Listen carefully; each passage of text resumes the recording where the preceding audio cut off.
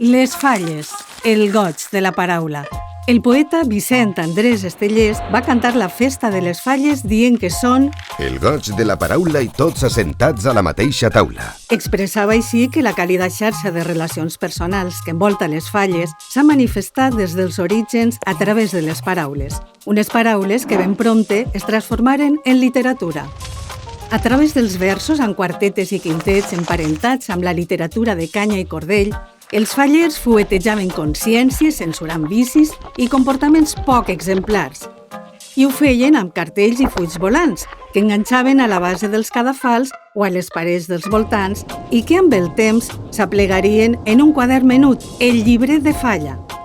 De l'inicial anonimat dels autors, alguns dels quals eren lletraferits destacats, s'ha passat a les autories col·lectives en què els poetes conviuen amb altres escriptors, cronistes, il·lustradors o dissenyadors, que fan d'este producte editorial singular un artefacte cultural en què confluïxen la creació artística i la sociabilitat que envolta la festa.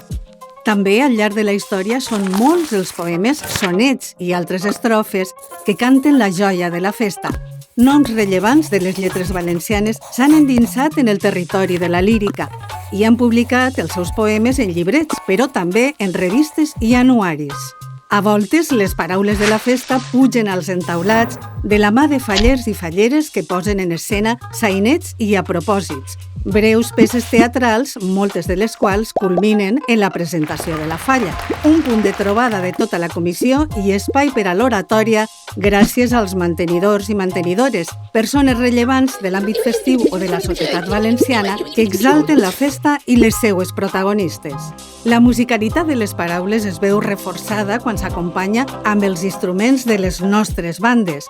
Poesia i música s'uneixen per a crear pasdobles, himnes i cançons que conformen la banda sonora de la festa. La creativitat de les lletres falleres és reconeguda amb molts premis i concursos convocats per diverses entitats, amb guardons que van des de l'antic Plat de Glòria, un pastís que endolcix el poeta premiat, fins als estendards actuals.